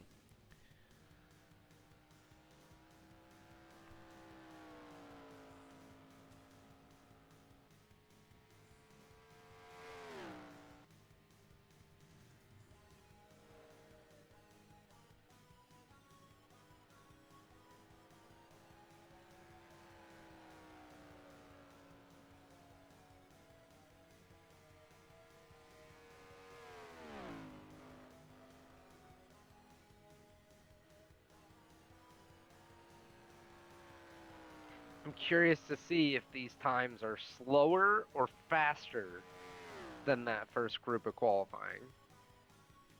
Yeah, it'll be interesting. So far, Belafon at a 29.608. We're going to be looking for a 28 to be the top times. That was the fastest in Group 1. Here we have Braden Varga featuring the Michi M Chevrolet. He painted that rig up himself. He's still in the title hunt, so this number 9 could potentially get a championship for Cording Brothers Motorsports. Points are going to be interesting this week because there's actually double points up for grabs here at the MusicFest Grand Prix. That could be huge if Al Bunch has a bad day. That could be huge for the 5 other cars behind him if Al Bunch has a really bad day this week. Right, yeah. Well, and right now Al Bunch is out there on track too. There's your fan vote, the 17 of Wyatt Wilkinson. The inaugural winner, the 29, that is Louis Trost, who won the first MusicFest Grand Prix. I was trying to jump to Al Bunch. Oh, there we got Tasha in the number 90. The 90, I'm going to remember the name here in a minute. It is Macho, it's Real X-Man, number 90 Chevrolet. There you go. And that car, I do really like. It's so bright. Yeah, I love it. You will not miss this car. Honestly, I kind of hope she's hazily awake to hear this, but it kind of reminds me of Jeff Gordon's scheme back in the day. Like, yeah. It does kind of give me like, if they would have given it more of like a paint vibes for the DuPont Chevy, that would be it. Well, and this was also another car. I remember the number 3 Dale Earnhardt car that had like the whole rainbow. Oh yeah, you're right. It really. I think that's what it's also reminding me of. Yeah. Too. And that one was very unique and very, very flashy. And this one here as well. The Sam Bass car. Yeah. Wow. Fastest in the session so far. Louis Trost and Tasha Wright, first and second quickest. Times are kind of trending towards that faster segment here. We're seeing some fast times already. Al Bunch, wow, 21st fastest. So this could be interesting if Al Bunch has to start deep in the field. Man, imagine how tough that'll be for your... Well, especially with the rest of the qualifiers right behind him if he's back there. Yeah. Well, and you might have some fast cars that make it through the alphabet soup that are actually faster than Al Bunch. I know that's crazy to say, but there's some talent that could really, shock the field. Oh, and just as we speak, he jumps to the first fastest. Damn. There it is. That didn't take long at all. 28.897. No. I think that's smack dab center, ain't it? Yeah, roughly in that first group. The fastest lap was a 28.6, so this 28.8, that's pretty quick. Yeah, we saved the fast cars for last here. This is going to be our hot group. I got a feeling that top spot's going to change hands a couple times before we get to the end of this one. Here you got teammates working together. The 64 of Jacob Shangle and the 88 of John Hagan. And Tom sitting back there going, I'll take some of that draft from you. That's pretty. I guess. That's pretty cool having the two Fallout Boy cars right in line with each other at the moment. Dude, I kind of like that you picked Fallout Boy to match mine because it kind of, we're kind of repping the same team there. But oh yeah, they look good. Crossing over with, Chevy and Genesis and, KBM and JSR. But we're kind of, teammates. I feel like that's part of the. I feel like that's part of the charm about the music Grand Prix here. Is sometimes with music you find a little bit of camaraderie, common ground, and all that too. Well, Tom Cording. Your guy's sitting 7th fastest right now. That one I will love seeing out on track all Friday long. Having the face of Limp Bizkit, dude, it doesn't get any more. I mean, that's like a meme. That's the freaking personification of a rolling meme on the racetrack. Imagine the fear that he'll put in the other people that he's running behind when they look in their rearview mirror and Fred Durst is right there staring into your cab. Oh yeah, he's just hello there.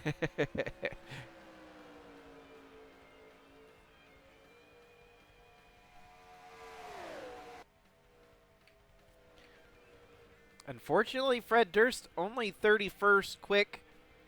Not obviously driving the car is Fred Durst. It is Matthew Fastnot, the number 09. He has a win on the season earlier this year from Irwindale, which was a very wonky race. It was such a wonky race that Irwindale actually, unfortunately, fell off the schedule for next year. Unfortunately, womp womp. Oh, there we got Chris Harvey in the number 12 Shinedown Honda Accord.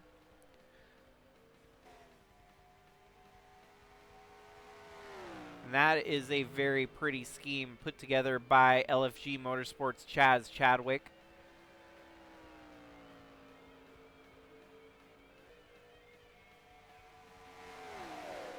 It looks like they're getting the draft going here now. Oh, and this 50's gotten up a little bit. 8th quickest there.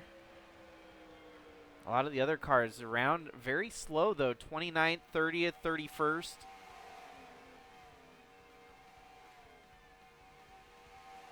Wow, Tasha, 2nd quickest so far. She's holding on to Al Bunch. She says, I wouldn't mind going back to back. That'd be nice, right? Especially with a special on the line. It'd be nice, I guess. Rolling in with momentum never hurts. No, never.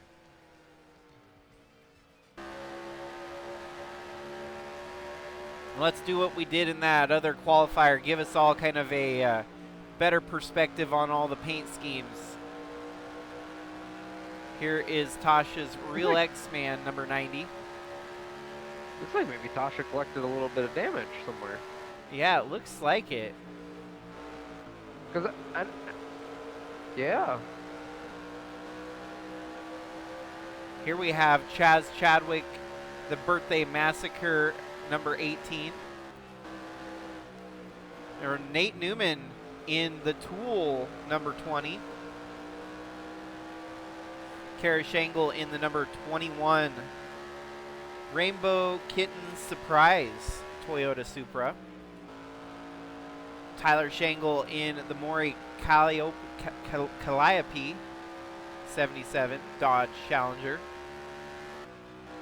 Dream Theater is on board with Guido Piano yet again. This is a familiar paint scheme that he ran a couple years ago. And Kid Leroy on the Hagen ride. Limp Bizkit, of course. With Fred Durst. Complete. The eyeballs, it looks like the Supra has a face, and then there's a face underneath the Supra. Looks like Fred Durst has a mustache. Fallout Boy, the Folie à Deux. I think that's how you pronounce the album. The Shinedown number 12. And then the Phoenix, based off the song by Fallout Boy. Al Bunch in the Snot Rod, I guess you could call it. Definitely running around like a hot rod here, featuring Snot. He won it last year in a Limp Bizkit ride. Jumps from one similar artist to another similar artist in the same genre of music. Maybe his good luck charm here in Nashville. Oh, and there we've got the Wiggles car. With the OG Wiggles on the side there. The Love OG. to see it.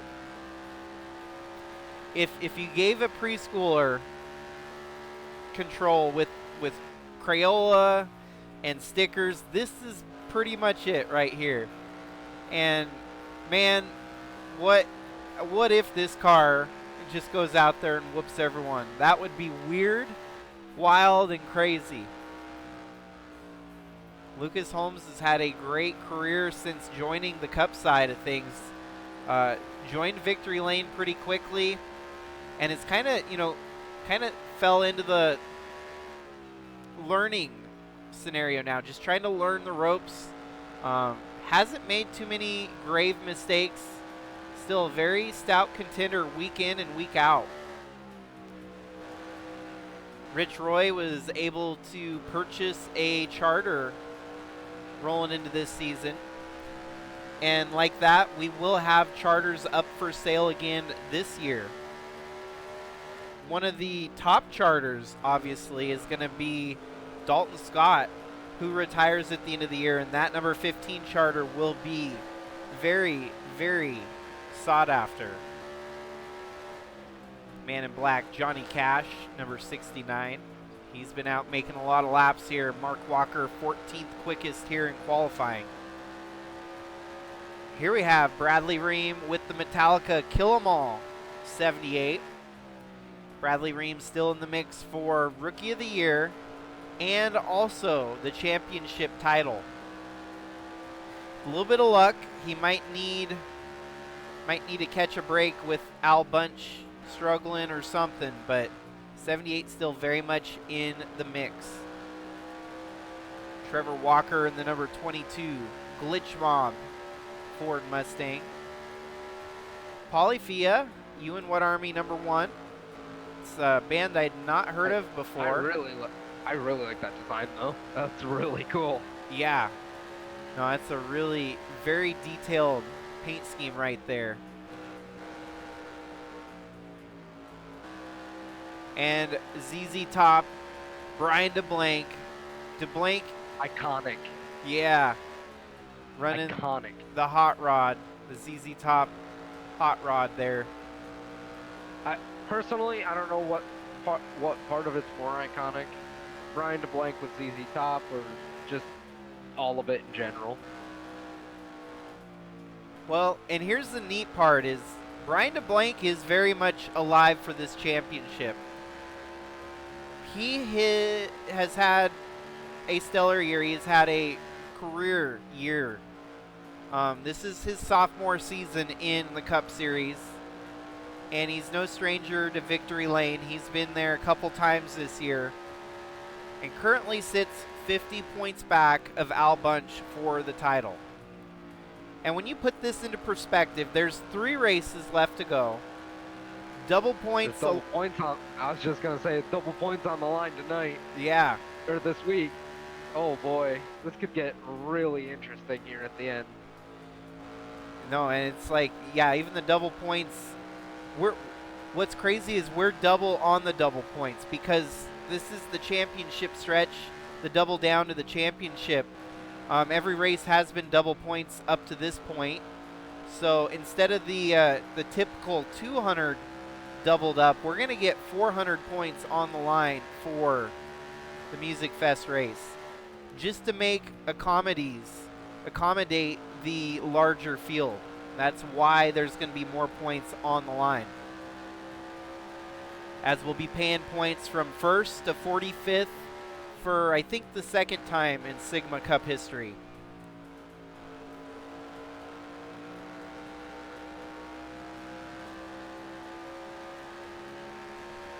Yeah, definitely. I like the input there from Chaz Chadwick. The stripes they're Z's. It's a ZZ with the black stripe and the yellow stripe.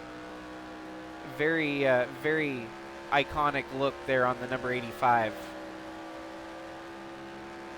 And of course with the Trackhouse number font, that even goes harder with the 85 having this slash through it. Here we have Andre Stefan in the Coldplay number 56. Make sure that there's no kiss cam at the track here this week in Nashville. Yeah, I better make sure. Tristan Reams with Charlie Crockett, country artist there. Red, white, and blue, number 51. There's our fan vote. Wyatt Wilkinson, number 17. This car is going to be fun to watch this week. Wilkinson's got another championship on the line in the Cup Series. Oh man, I gotta give a random shout out. I'm not gonna lie. That Blue Bunny ice cream is phenomenal. Like, I will give a random shout out here. I picked up a tub of that for like $2-3, I think. Oh my god, that was amazing. Like, it's almost like having a Frosty at home. Honestly, that's the best way I could describe it. That is my endorsement. If you are somebody that likes to have a little snickety snack of ice cream around, highly recommend. It does not have that much, like, quote unquote bad stuff for you. You know what I'm saying? Yeah. Well, and the nice thing too is it's affordable. Yeah, it's actually a really affordable ice cream. They usually come in a bulk size too, don't they? Honestly, it came in a pretty, like, normal, like, big tub, but, like, it didn't come in one of, like, the big tubs that I saw anyways. No, Blue Bunny ice cream is pretty good. I can agree to that. Well, are you ready for some good news for your team? Oh boy, did somebody just put it on the top of the board? Not quite, but oh, Fireball put himself P2. P2. Dang. Knocks Tasha back to P3, I believe. Yeah, so you got 2, 3, and 4 with KBM. 4th place is Braden Varga, and Tom is sitting 9th. So not quite the stranglehold, but almost the stranglehold with KBM in qualifying here. Yeah, like I said, it's looking more and more like maybe Tom's car just wasn't, or Tim's car wasn't quite prepared to the level of everybody else. Man, we still have half a session here. There's a lot that could happen in these last 16 minutes. Well, especially with the way they'll come down and stop and disappear for 5 minutes, and that's them making adjustments. Right, yeah. To come and to make another crack at it. Like, and for all we know, they could be in race trim. Because these are the faster cars of the series. Like, these are the chartered cars.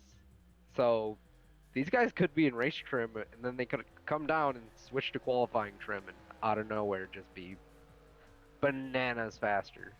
Well, I mean, even like the blown engine of of of Michael LeBeau, the misguided missile, and he came back out after fixing the damage and took top the chart. So the only thing that might not change a whole lot is Al Bunch should probably be starting about top 10, maybe even guaranteed top 5 at the rate that the Yeah, lap times I go. don't, I don't expect much to change about the top 5, really. I think they'll probably stay about in that top 10. I don't think they'll fall out with where they're at right now, unless the whole field finds something insane that they don't. Well, Tyler Aspinall is in the Creed Honda Accord there. He is going to hope to take it higher here with the number 45. Currently mid-pack and 18th here for qualifying.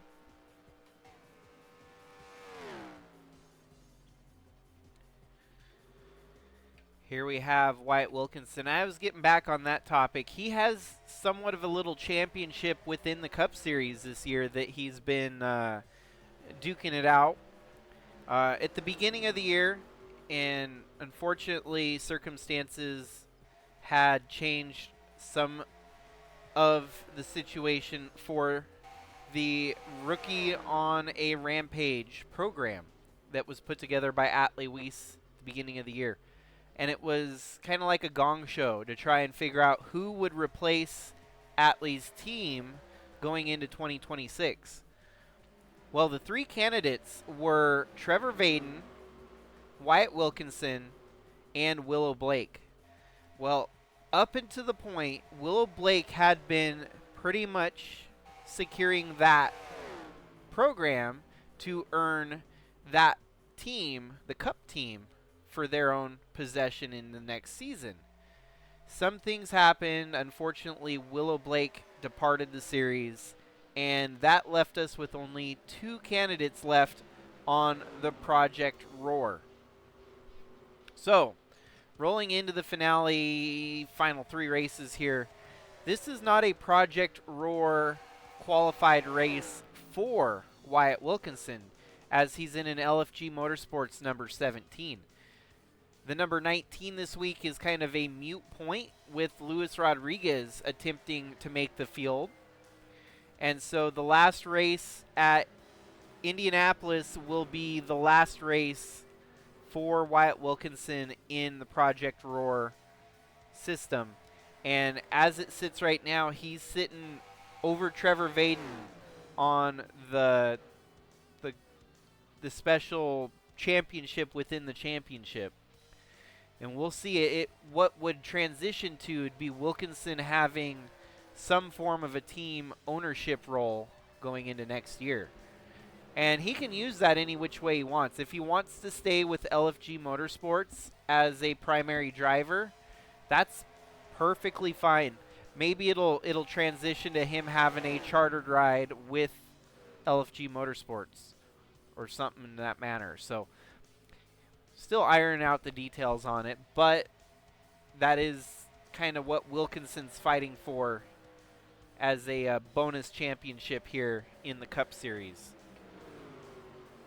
He was your 2024 ARCA champion. His Bridge to Cup season did not go as planned this year, but this might have been the opportunity he needed to land a Cup ride, a Cup gig. And man, even the fan vote, it's kind of like all the stars aligned for Mr. Wilkinson here, having the opportunity to get in on the fan vote and take the pressure off. He gets to run another Cup race. He's guaranteed to start the main event on Friday. And I'm sure you can vouch for that, James. That's like pressure relief right there. Yeah, when it just opens up to being that you just have to do you and just kind of not step on yourself, it's a relief. It's a complete weight off your shoulders because he doesn't necessarily have to come out here and win races. He really doesn't. He just needs to come out here and perform and make sure he's getting to the end of races. Well, and LFG Motorsports has been no slouch this year. One of the few teams, the few non-Jaguar teams, and the few non-Chevy teams. Honda is the only other manufacturer that's not named Chevy or Jaguar that's gotten a win this year. Crazy as that sounds. Let me verify my stats here because I'm pretty sure that's the case. There, I Ford, believe you are correct. yeah, Ford has been winless this year. Oh, Toyota's got a couple wins. Toyota and then Genesis with myself. I've had 2 wins in the Genesis. But Toyota, yeah. Honda's the 3rd highest in the win category, though, with 5 wins. When you put into perspective, Chevy has 15. 15 wins staggered amongst about 5 or 6 different drivers. So that's impressive. Jaguar, on the other hand, it's been up between 2 drivers. Dalton Scott and Al Bunch. Yeah, so 14 of the Jaguar wins have all went to 2 drivers.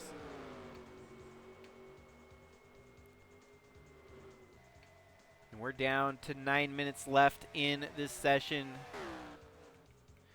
Fast time still hasn't changed. That belongs to Al Bunch. New 3rd fastest driver, though.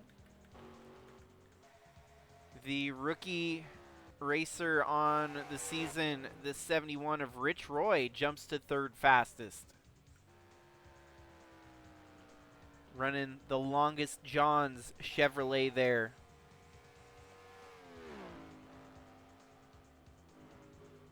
So that breaks up the KBM stronghold at the front of qualifying here. That's another storyline. The 67 of Liz Shangle makes her return to racing action after missing multiple weeks with injury. So Liz Shangle in the 67. She's currently top 10 speed right now. She must have pulled it off to get some work done on pit road.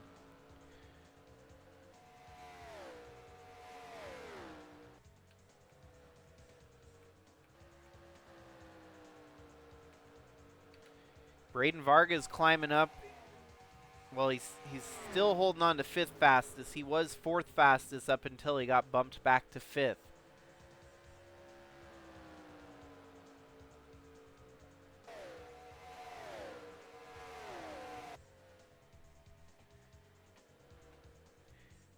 Yeah, this session's kind of been the midline on the speeds that we were seeing between the first 2.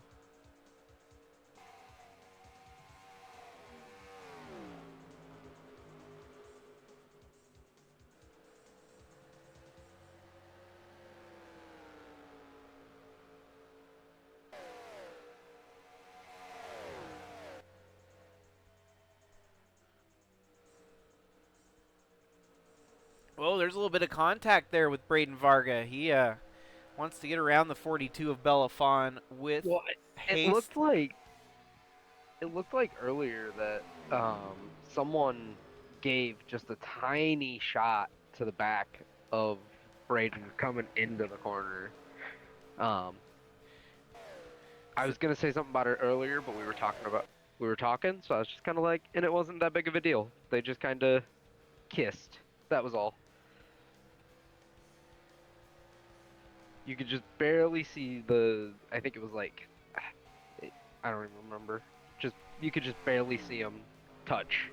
Well, and you think about Braden Varga, he's one of those drivers that's kind of it doesn't take crap from anyone. So I would probably. No, and if he's out here trying to mind his own business and he's got people bumping him on the back, he's not gonna put up with it too long before he's like, you know what? Fine, if that's how we're gonna qualify, then I guess that's how we're gonna qualify. I would definitely kind of attribute him to a Kyle Busch-esque driver, more in the younger Kyle Busch, not the current Kyle Busch, but definitely kind of the aggressive, rough around the edges, Kyle Busch-esque driver there. There we got Kellen Relic the flagship Kellen Relic Racing Jaguar there. 87, incredibly dope since 92, featuring a tribute scheme to Mac Miller, whom we lost far too soon in the hip-hop world. I'm not all that versed with hip-hop, but I knew who Mac Miller was, and it's crazy how we lose so many famous people. I mean, even like the Ozzy Osbourne scheme we've got out there. We lost Ace Frehley just a couple days ago from Kiss. I'm surprised we haven't had a Kiss car yet. It'd be nice to have a Kiss-sponsored race car one of these music fests.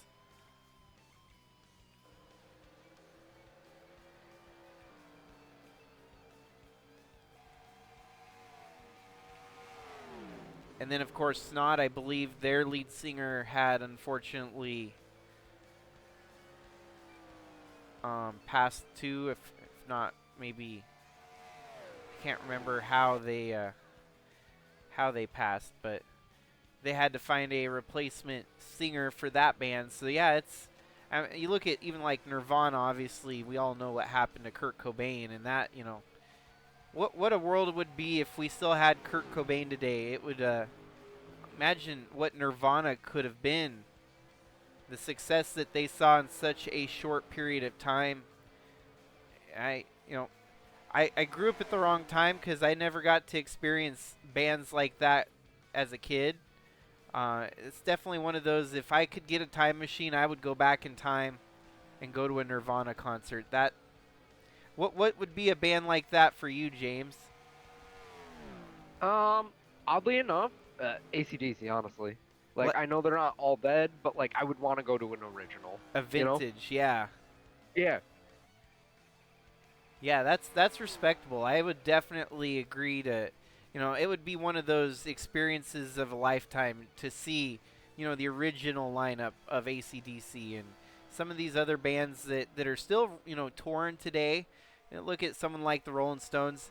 While it's cool that they still tour, I'm sure they're nowhere near the prime of their, what they've been able to put out.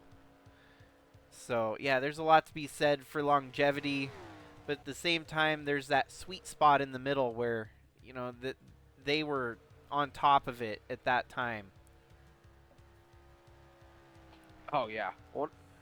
Like, I just feel like the energy would be unmatched. You know what I'm saying? Right. Like, I feel like the energy going to see the original would be just simply unmatched. Well, in one of my Holy Grail concerts that I was at when I was younger was, I would have to say, was Tom Petty. One of those artists that many people may not have been able to experience live, and I was able to experience Tom Petty live and in concert. What would be one of your like Holy Grail concerts, or have you been to very many concerts? I guess would be the first question.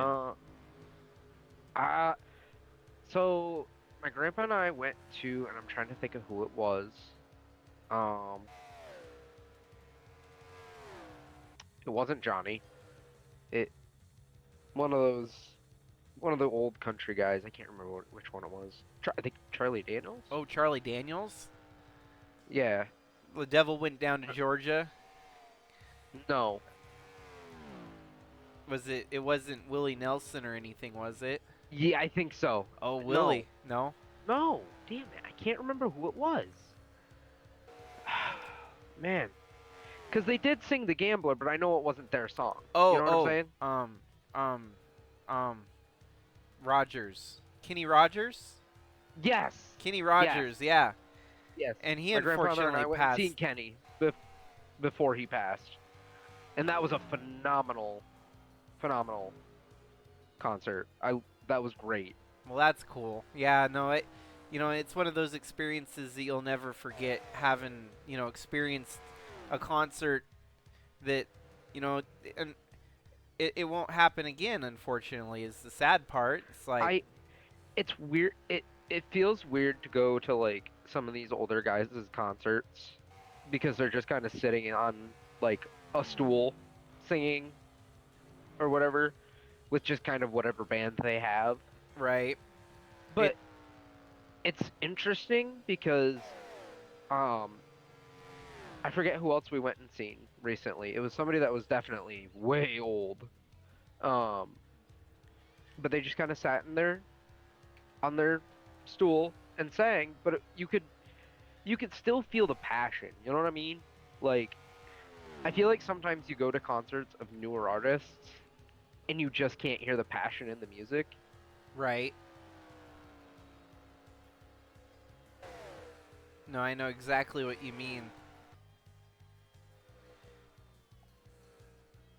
Yep. No, and that's, that's what's awesome about doing this Music Fest Grand Prix. It kind of changes, allows us to have commentary on something other than racing sometimes too, which obviously we've got a lot of neat looking race cars out here paying tribute to bands and artists and music talents through all the decades.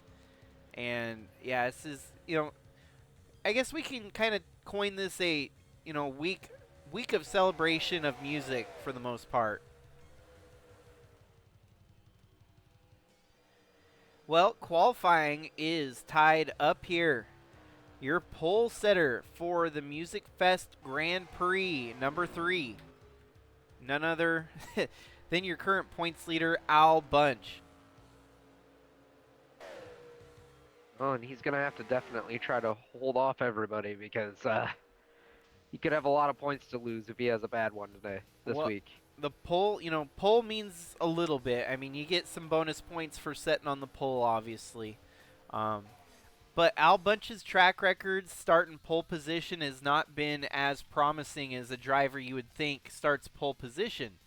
So we'll see how it converts, what it converts to this week on Friday. So the rest of your lineup for the Music Fest Grand Prix.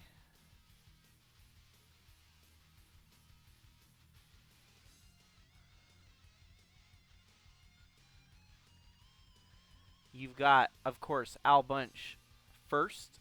Fireball. James Fireball Robert qualifies second. Rich Roy qualified third. Tasha Wright and Braden Varga round out a KBM top 5 amongst 3 of their drivers. You got Tristan Reams, who will be rolling out 6th. Bella Fawn 7th.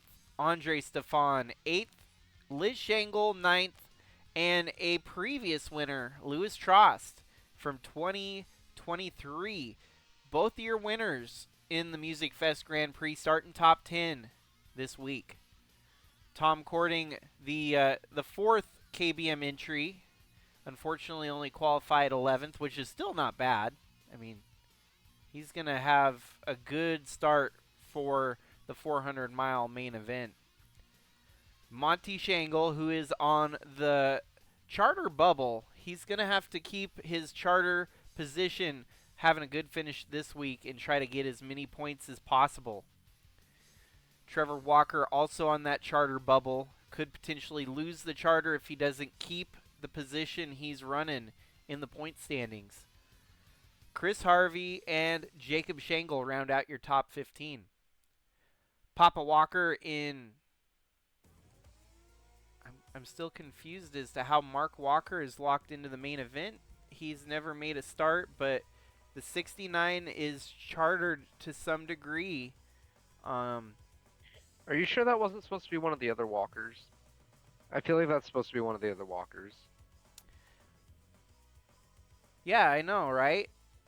We didn't have Yeah, Mark Walker in any of the other... I feel like we're missing a walker here. Hold on, let me make sure. We do have a walker that runs... Well, Jordan Walker's unchartered.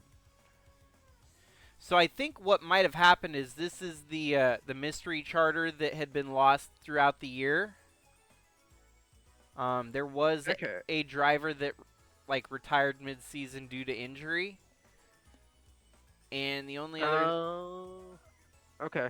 But that makes sense. I got to make sure that he wasn't in the other qualifiers. I don't. I thought he was. Yeah, he was 69 of Mark Walker. Right there. So Jordan Walker, Mark Walker, which there's one other Walker, isn't there?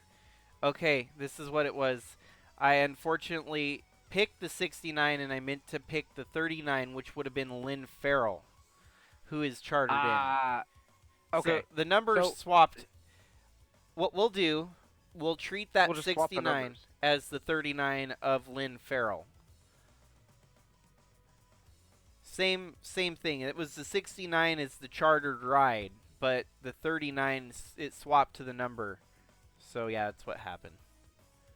Okay, that makes sense. I'll just have to remember to edit that. Actually, I'll edit it here in a minute. Chaz Chadwick, Ewan White Army, LFG Motorsports, 17th and 18th. Kellen Relic, Matthew Fastnot. Then you've got Tyler, 21st, 22nd, Aspinall, and Shangle. Bradley Ream's going to come from deep. Taden Berggren, Wyatt Wilkinson, Lucas Holmes, Nate Newman, John Hagen, Guido Piano, Brian DeBlank. Oh, that's a deep qualifying for Brian DeBlank, and fortunately have to come from 30th on Friday. And then Toyota Shangle or Shangle Toyota Racing, Tyler Landa and Kara Shangle round out the bottom of the qualifying field here. Favor, touch all your seatbelts, touch all your connections, touch your Hans. Just make sure you get everything like you want it.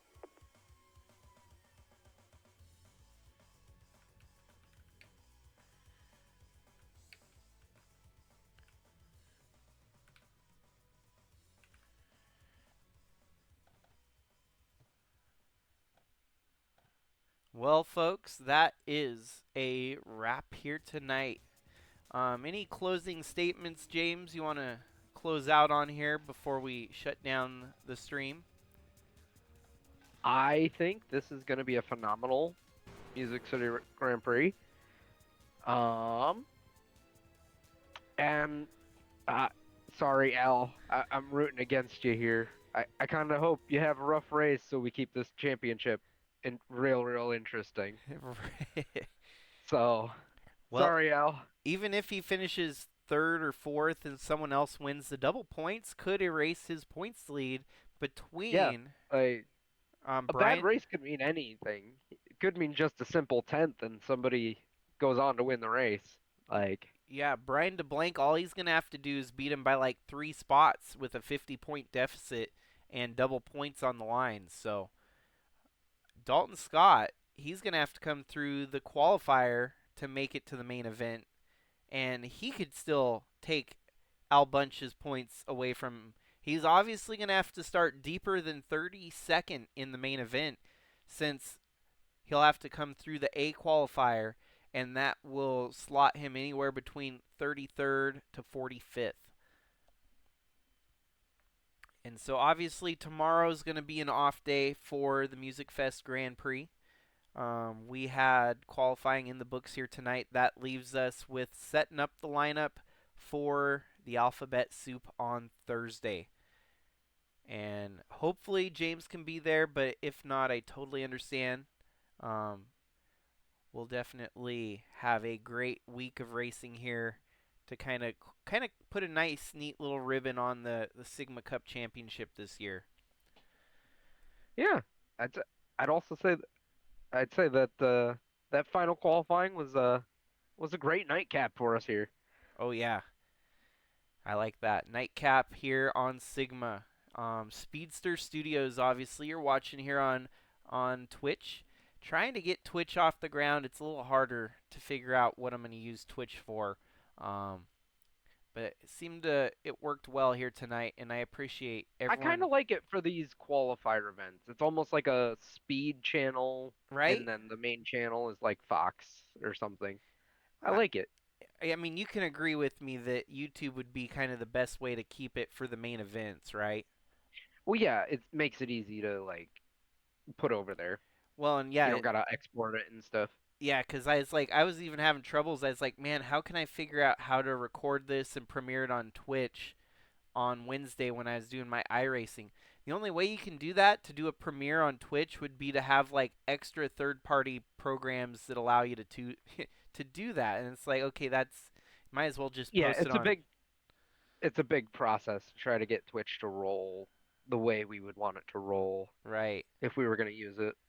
But for Twitch, it definitely it kind of adds some mystique, maybe a little bit of added excitement to something that's not very exciting to begin with. I mean, you look at qualifying, it's like, man, it's cars going around in circles. What's so fun about that?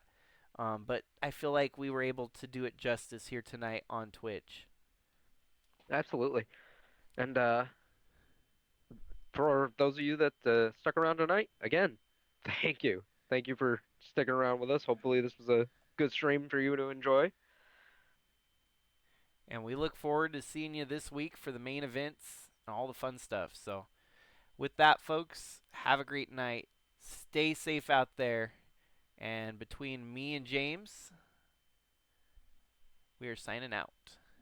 See you.